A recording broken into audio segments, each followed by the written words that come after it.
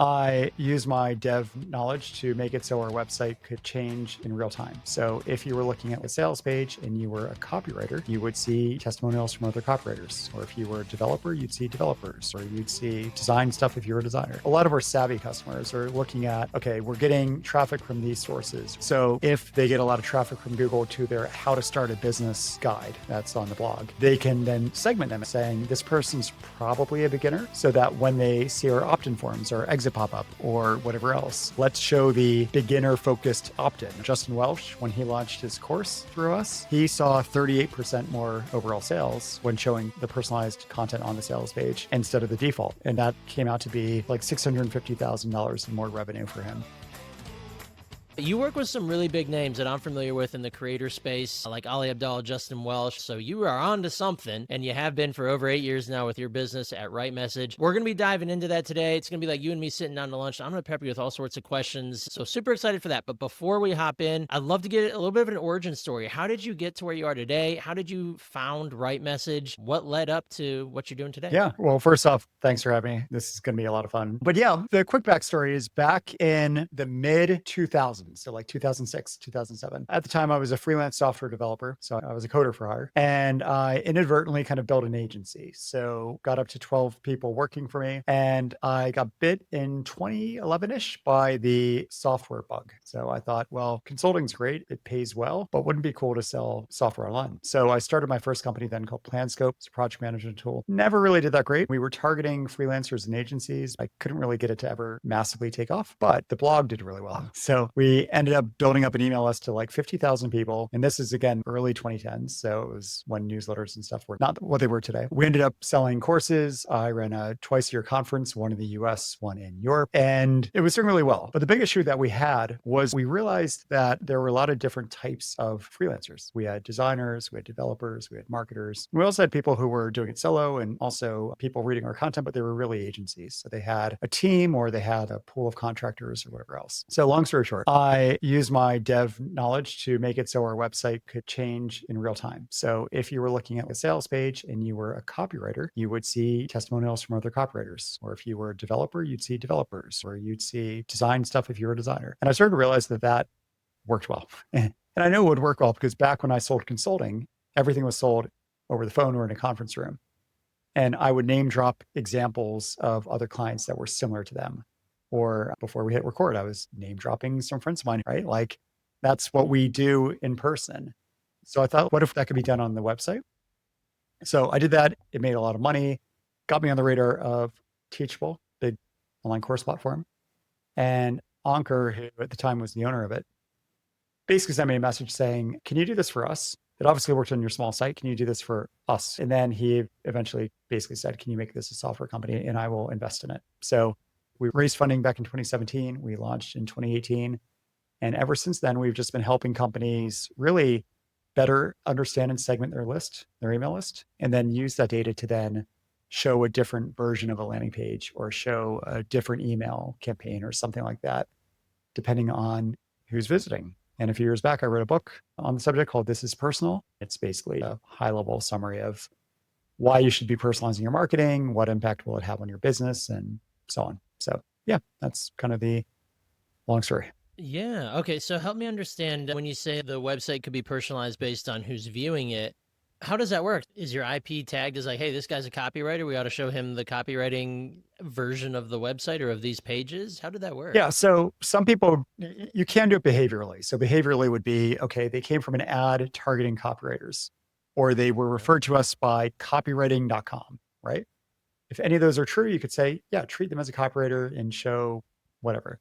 But the way most of our customers do it, like Ali and Justin and all the people you mentioned before, what they're doing is when people join their email list, they are putting them through a segmentation survey, which we power, where it's basically collecting zero-party data. So you join Ali Abdaal's list.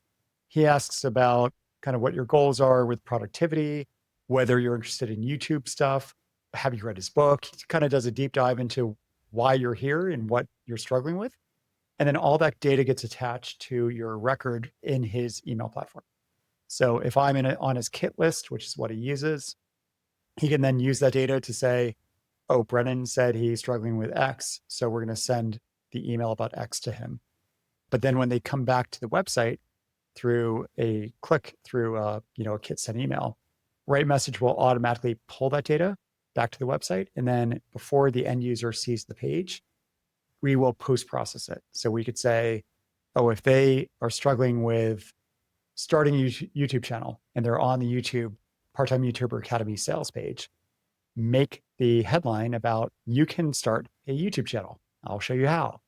And if instead they already have a channel and they're looking to kind of scale it, they would see a headline that says, we will help you scale or something. So the end goal is just to make it so we can learn, or you can learn more about the individual needs and desires of your audience. And then when they're back on like a sales page or getting a sales email, you can use that info to just make the message more coherent and concrete for them.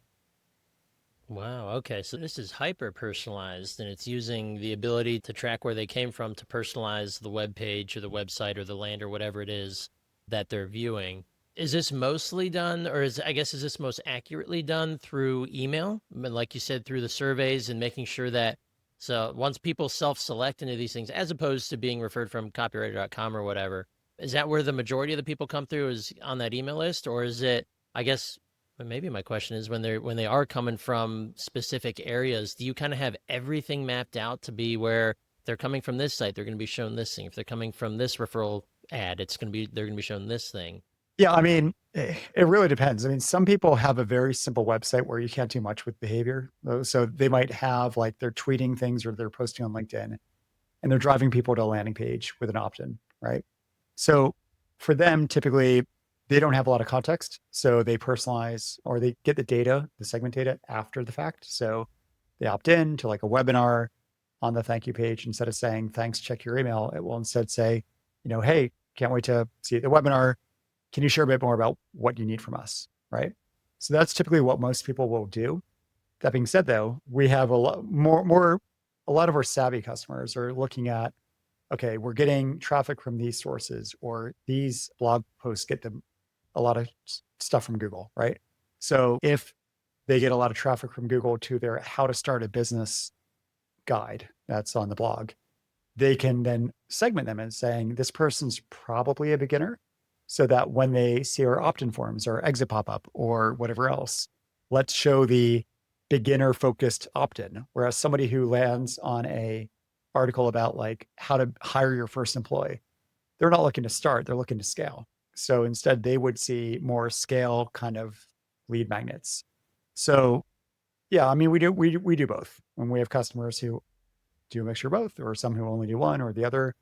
But yeah, behavioral is always a little trickier because it's hard to guarantee that they fit that profile. You could say, like in our case, we integrate with a lot of tools. So if you come to us from HubSpot's integration directory, we just kind of naively assume that you probably use HubSpot, but it's not guaranteed. I could be looking at HubSpot's like partner directory and be like, oh, what's this Right Message thing? And now if I'm being treated as a HubSpot customer, it's not necessarily as accurate. If I told you instead, hey, which email platform or CRM do you use? Oh, I use HubSpot. Like that's a very different kind of way of doing it.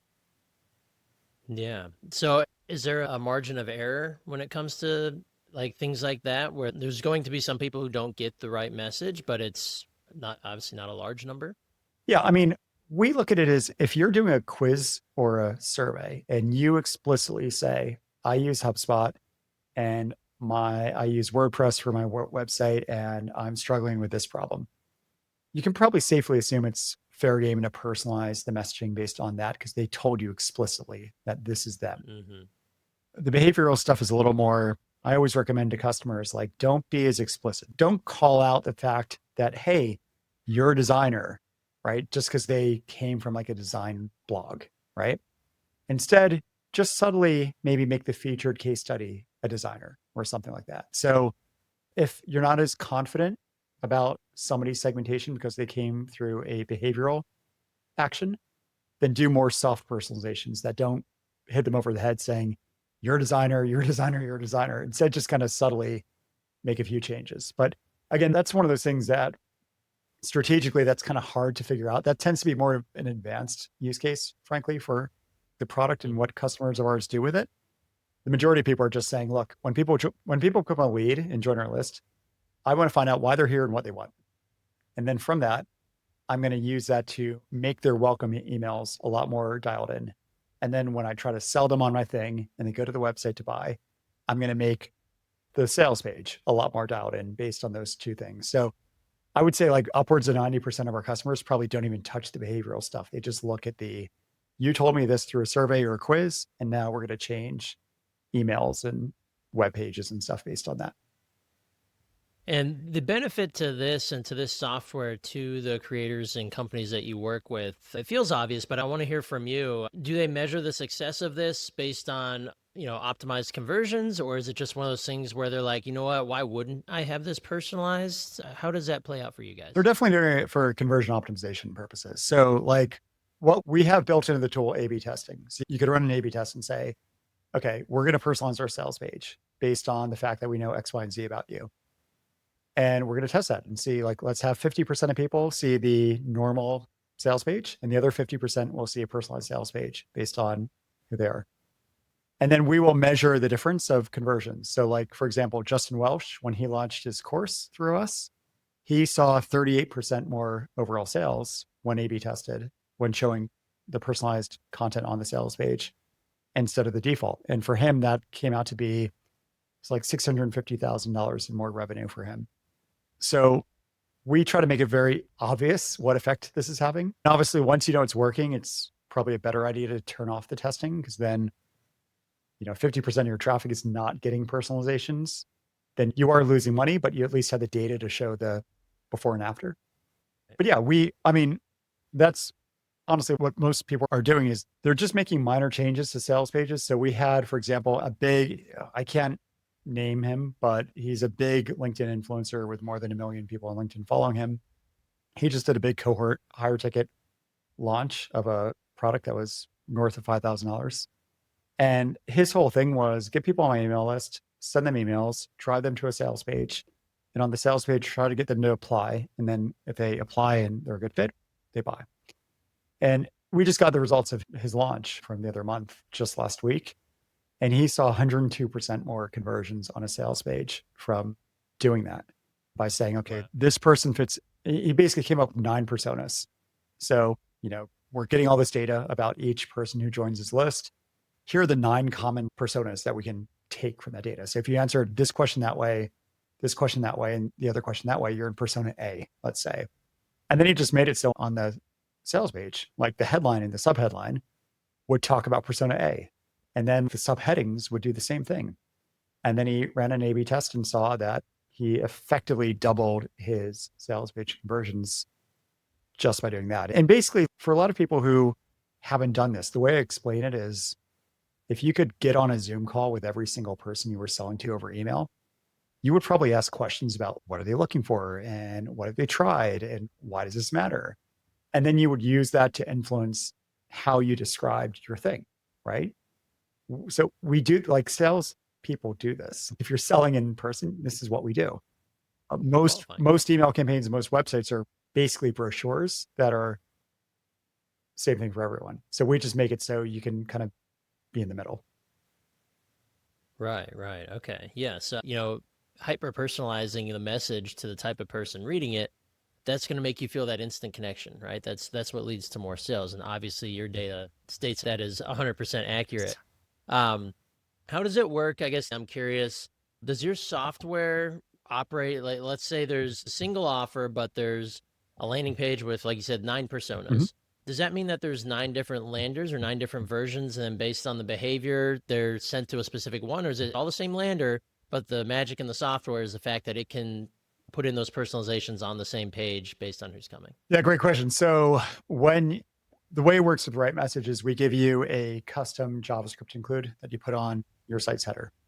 And then when you use our personalization editor, basically what you're saying is you're mapping changes to your page to segmentation. So you're saying if they're in persona A, I'm going to change the H1 to be ABC. And then I'm going to change the H2 to say XYZ. And what we do under the hood is so the good thing about us is we don't care what content management system or landing page you're using, as long as it can have a custom JavaScript include, which pretty much all of them can.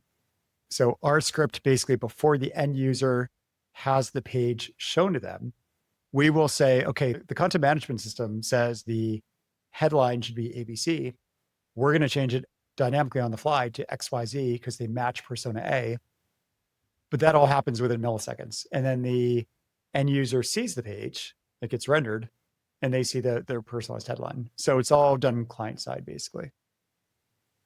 Okay. All right. Very cool. This is fascinating software. I didn't even know it It's very existed. similar if you've used Optimizely. It's like ultimately the same tech that A/B testing tools use, but instead of A/B testing, we do A/B testing, but instead of traditional A/B testing, we're just saying when this is true, change this element to say that instead of this, or to show this picture instead of that picture.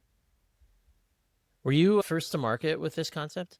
No, to be honest, Optimizely and Visual Website Optimizer and so on, they've all had personalization features, but they all cost like $2,000 a month or more, and we're less than 10% of the price of that. So we're the first like non-enterprise space to do it. On top of that, too, we're the only ones that directly integrate with the email list or the CRM. So typically, you would need to find a way to get data into Optimizely through what it's called a customer data platform. So like Segment or one of these tools that basically glue it all together. We do both. Wow. Okay. And you mentioned the segmenting a handful of times. So it sounds like you guys are kind of the segment masters here. You guys have, is it certain like preset email flows that you run people through that run them through these surveys and end up with segments? Or is there's something else that at play there where you're being able to gather all the proper information via email and via segmenting? Yeah. So the way it typically works, most of the time is customers will either use us to segment up front and then have an opt-in. So that would be like a quiz funnel where, the idea is like, hey, find out what business you should start. And it asks you a bunch of questions. And then it gets you to opt in at the end, and all that data gets sent up with your opt-in to the email platform. That's the first method. The other method is instead you just keep your usual lead magnets. So, your pop-ups, your whatever. And then on the thank you page, instead of saying, thanks for joining, go check your email. Instead, you say, thanks for joining. Can you share in 15 seconds a bit more about what you need from us so we can send you better stuff? And that's usually where most people start, because the problem with quiz funnels is you risk screwing up your lead gen, right? Like at least with the other example I just gave, it won't affect your opt-ins because you're keeping the same stuff you've always had. But instead of showing a thing saying to check your email, you instead ask them to share more. And then what we do is, the way we technically work is you can set up nonlinear flows. So you can say, find out, have they started a business, yes or no? If they say yes, go down this path and ask these questions. If no, go down that path. And then that could branch out as much as you want. And as people answer questions, that data is sent up to the email platform for their contact record in real time.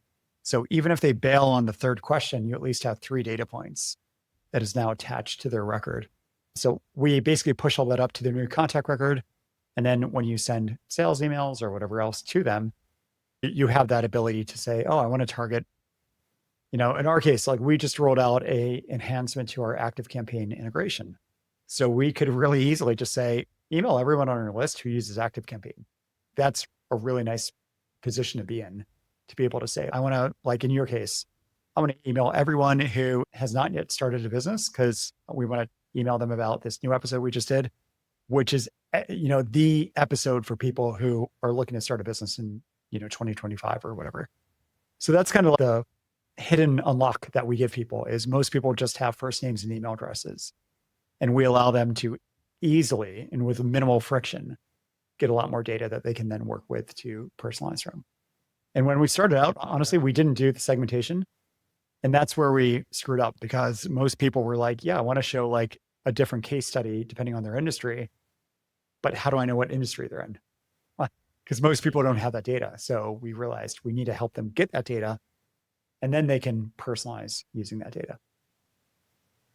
All right. So I want to zoom back out a little bit and talk more about the business here, because I'm curious. You said you were contacted by the owner at Teachable, and that kind of became, I guess that was your first client. They were user number 1. Yep.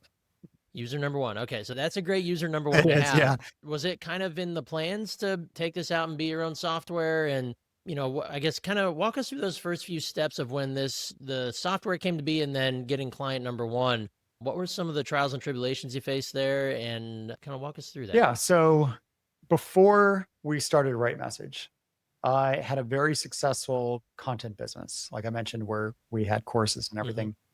And it was pretty much just me. I had a few contractors who helped, but it was mostly me.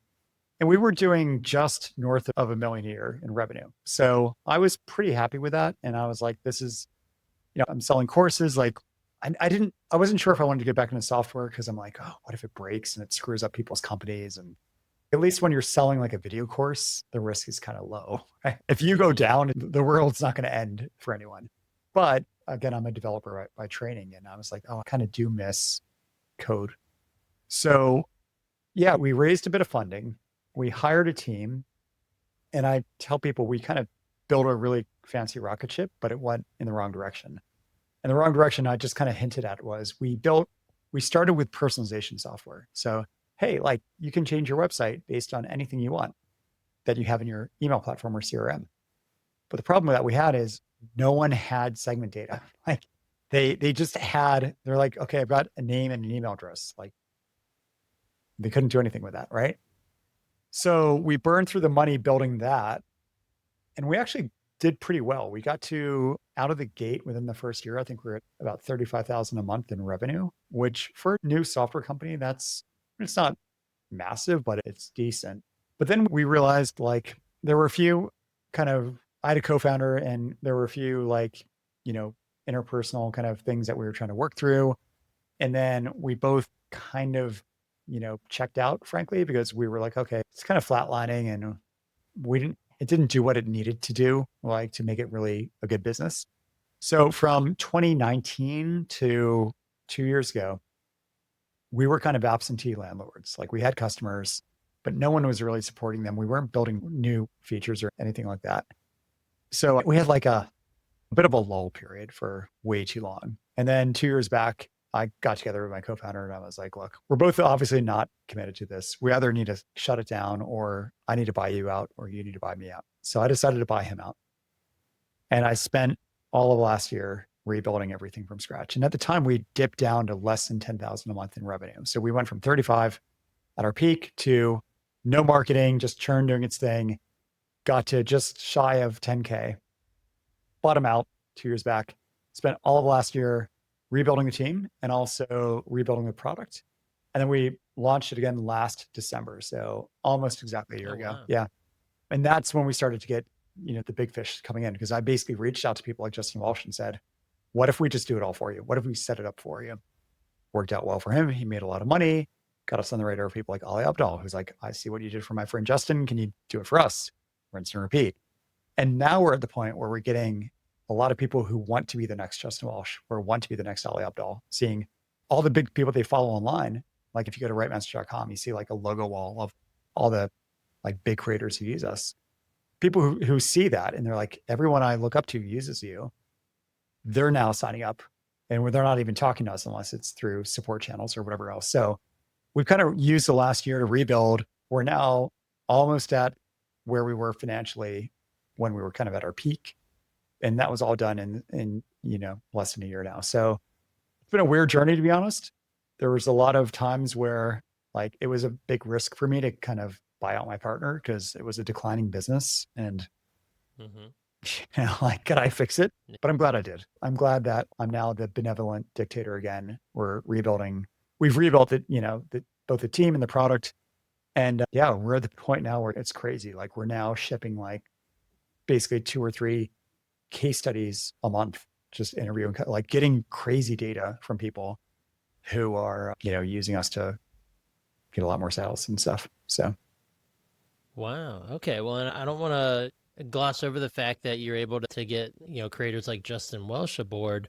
Was that through the power of your network? Did you have connections? Was it just nitty gritty pounding the pavement and going for the whales in the industry? How did that come about for you? I mean, I had a cheat code, and that cheat code was I had a course on Justin uses ConvertKit or Kit, and I had a course called Mastering Kit. I still do. And he bought it, and he saw it was a 20-hour video course, and he basically said, screw this, I'm not doing this. Can I just have you do it for me? So he messaged me, and I was like, oh, this could be, Like I usually don't want to do consulting, but if I could make him successful, I knew that would work well for us. Yeah. So that's kind of where it started. And now we've got, I mean, again, if you look at our site, we've got everyone from like Pat Flynn, who's big and he runs Smart Passive Income, to Chris Donnelly, to a bunch of big name people who are using us all through these early kind of, I want to say like warm outreach. Again, it wasn't like a cold email campaign. Instead, I spent a lot of time over the years going to conferences and meeting people and stuff. And that does help a lot. I mean, frankly, like I can't, anyone who's questioning, should I go to events and stuff? Like, yes, you should. Because that has been probably, for me at least, like one of the biggest cheat codes that I've had access to. You got to be in the arena, right? Yeah. If you're going to play the game, you got to be in the arena and you got to be seen. You got to be telling people who you are, what you do, and asking questions of them. Who are you and what do you do? How can I help? Right? Yeah, exactly. And we're kind of like, we realized if we could do a lot of done for yous for these big name people, get the case study data, get the, not logos, but face pictures, I guess it's effectively individuals. That's probably been more impactful from a marketing point of view. Like the consulting work is marketing for us because we did, I should say I did a lot of one-to-one stuff to help like individually onboard these big accounts with the goal of knowing if I can get somebody who's, famous, right, to be a customer. I knew when we did get into doing cold outreach emails, if I could start name dropping massive accounts, that would do so much better than if I didn't have that, that roster of clients. Yeah, absolutely. There's no better way to get the word out about your business than having big name clients, right? Because you do a great job for them, you get them massive returns. They're going to tell all their, not just their followers, and of many of whom can be possible clients, but their cohort or their colleagues who are doing great things at the same level as them, right? You can't beat that. So that's definitely an awesome cheat code for sure. I'm kind of curious, when it comes to pricing your products, is it as easy as they subscribe to your software and it's downloaded to the website and bada boom, bada bam, it does everything as long as they upload all the things that's needed? Or is there a ton of implementation on your side in terms of getting them on board, making sure that, the software is implemented, but also being able to run it? What does that look like? Is it a heavy lift on your end, No, or is it a heavy lift on the 95% client of our side? What does that look customers, like? they're self-serve. They go, they do a trial, they type in their credit card, they play around with their back end, they set it all up.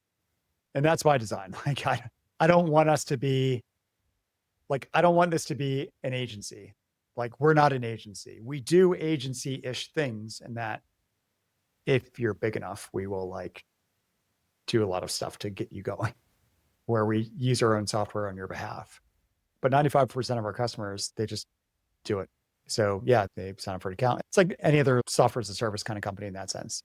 Again, and that's worked really well for us. So Yeah. yeah. Okay. Okay. So now I'm curious about pricing, all the way from when you started out to where you guys are at now. Was it pretty linear and pretty simple, or did you kind of have a common struggle with figuring out how to price a product or a service or software? What did that I look mean, like for you? I'm gonna say something which hopefully doesn't upset anyone, but I think anyone who thinks that they've figured out pricing is full of crap. Yeah. I hate saying this, but our pricing right now, I think our model kind of sucks in that we charge you based on unique visitors to your site. So content heavy websites that get a lot of potentially bad traffic end up paying more. Whereas we've got people who have only paid ad traffic. So they're high quality traffic, lower volume, but they're like on our lowest plan, even though they're getting massive results. So the minute this has been a thing like internally we're trying to struggle with. We actually haven't changed our pricing since 2019, which is crazy. We realize we need to fix this, but we haven't figured out how we should fix it. Because the problem is we've evolved considerably since then. Like we're doing quiz funnels, we're doing lead gen, we're doing like all these different things that we never used to do back in 2019. But the model hasn't changed, the pricing hasn't changed. So yeah, I mean, we've kept it at where we charge you, the more traffic you get to your website, the more you pay. Our entry level plan is $79 a month. Our average customer spends like $150 a month. So you could like average people get like 20 to 30,000 visitors a month to their site. But then we have some people who are like, million plus visitors a month to their site. So it just depends on Yeah, traffic, which again is not ideal, but it's where we are now. Yeah, yeah. Okay. Yeah, no, I mean, just I think every entrepreneur I've ever talked to on this podcast, when we talk about pricing, it's like, you know what? That's been the bugaboo for years, and here's where we're at. We're not sure if it's perfect or not, but it's working at the moment, or we're in the process of changing it. Yeah. It's always something that feels like is in need of iteration, right? Well, the worst part too is like back when I sold courses, I could just go into Gumroad or whatever I was using and just update the price. Like simple. Like let's run this for a Yeah. month and see what happens. With software, I always tell people it's not even the price, it's the plan. If we want to say you get access to these features if you are on this plan, and you get access to those if you're on that plan, like that's a lot of coding I heard to make that happen. So we can't easily experiment, is kind of what I'm getting at. And if we do change our pricing and change our plans, which is the bigger thing, like it would be one thing to just change our stuff in Stripe. Like instead of 79, it's 89. That's easy. The hard thing though is the plan stuff. And you can't, like, you just can't easily test that stuff. Like it's so hard, especially with a team. We're not a big team. So we don't have a revenue optimization department that just does stuff like this all day. Like we need to balance it between, do we spend time on marketing? Do we spend time on building new features? Or do we spend time on redoing our code to support a new billing model? So So you mentioned marketing. Do you guys focus a lot on outbound to bring in new opportunities and keep your pipeline full, or is it still, I mean, obviously you have a heck of a referral game, I'm presuming. So is it based on that, or how does the marketing work for you yeah. guys? So again, another thing I'm kind of embarrassed to admit, we've never done cold outreach. We've never done paid ads. Everything now is, I don't know if inbound's the right word, but we have a optional powered by Right Message badge thing that goes under our lead gen widgets. And a lot of our customers will hook up their affiliate link to it. So we get a good amount of traffic that way.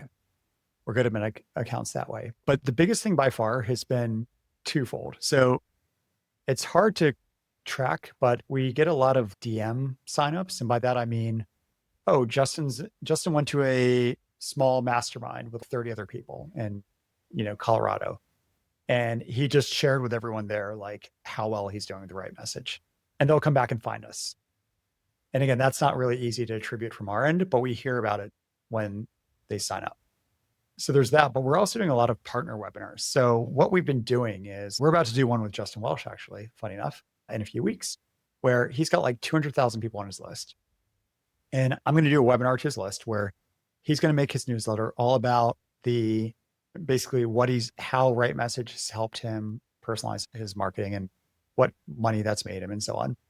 And then he's going to promote a thing with me where it's not a normal webinar. Instead, we're going to get on a call and I'm going to consult for him on the fly and say, let's tweak this. What if we did this instead of that? And I'm going to show the product being used by helping him improve how Right Message is currently implemented for himself.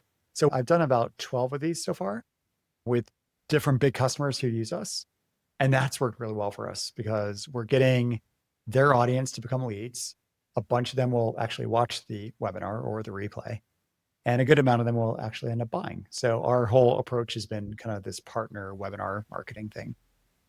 Huh. Okay, I love that concept. So basically, you're kind of running like a live consult Yeah. with Justin or with a No creator slides. on It's there literally screen share. with your software that's implemented for them, and you're basically tweaking and improving what they have already going. Yeah. I mean, Or you're the just hypothesis for us, and again, this might not be correct, was that I think a lot of people are kind of put off by the typical, like a bunch of slides, sales webinar with an offer at the end. So with this, it's just like, look, Justin's already done well with our software, but you might not know how he does it. And everyone wants to see behind the scenes. Like people love, like, right. I want to see what he's doing in his email marketing. Instead of just the high level articles, you want to see like the specific stuff. So the idea here is we're just going to screen share. I'm going to chat with him like you and I are doing now, casual. We don't have a script. There's no talking points. Just look through his account, recommend what I think he could be doing better, implement my recommendations in real time. And in doing that, I'm showing people how our software is used, how it works. And they're going to see his dashboard in the process that shows, oh, look at the conversion rate increase. Look at the opt-ins he's getting installed. So they're able to see Right. his success data in a way that's not forged because it's obviously just his real account. Yeah. And yeah, I think that's worked really well. I think, yeah. So Yeah, I love that concept. That's a more, I guess, interactive twist on webinars, right? Like people aren't going to tune that out because they're seeing behind the curtain. They're seeing how the sausage is made, and they've got the two experts right there, right? They've got the creator and they've got the expert who's showing them exactly how to use the software. And I love that because in their mind, they're sitting there being like, oh, I could use it in that manner for myself. Or they're kind of future pacing themselves, right? exactly. Like, oh, we need this because this is clearly working for him. And now I understand a little bit about how it works. It can't fail, or it'll be just right for us. I love that. Yeah. Again, yeah. And it's easy for us because we don't need to come up with like a ton of slide decks. Right. We just show up. And you we don't do have our to thing. Yeah. invest massive amounts of money in ads and paying for clicks and Well, they're doing all the marketing and for you're going us. straight to your target. Yeah. I mean, You're they're the straight to ones emailing their email list on our behalf. Right. And anyone who joins the Yeah. webinar and registers is now on our list. So yeah, it works out well. There you go. Yeah. That's brilliant. I love that. Well, Brennan, we could keep going, but I want to make sure I stay in tune with your time here. I got to let you get moving. It's almost dinner time out in the UK where you are. So I hear you're going to be cooking up something nice. So I better let you get to that. Okay. But before I do, I want to make sure that anybody out there listening today, if they want to learn more from you, if they want to get a hold of Right Message, they want to see and learn more about it, what are all the best ways to do that? Yeah. So best way would be writemessage.com. Check out the software, get a free trial. We also have an email opt-in that is a personalized plan of action where, surprise, you're going to get segmented. We're going to ask you more about like your business, your goals and stuff. And we actually have an email course with close to 20,000 variations that will go out to you. So it's like a choose your own adventure book kind of thing where you tell us a bit about who you are. We give you a fully custom thing. That's one way. Otherwise, feel free to email me. I'm an open book. I'm Brennan, Brennan at writemessage.com. I've been trying to get into LinkedIn. So if you look me up on LinkedIn too, Brennan Dunn, connect with me there too. All right, awesome. And then, of course, the book that you wrote. Yeah. What's the title of that So again? This is personal. If you're in the US, depending on your local Barnes Noble and stuff, it might be in stock, but it's definitely on Amazon and other, online booksellers and everything. But yeah, it's a kind of a crash course on what we just discussed over the last hour times 10. Yeah.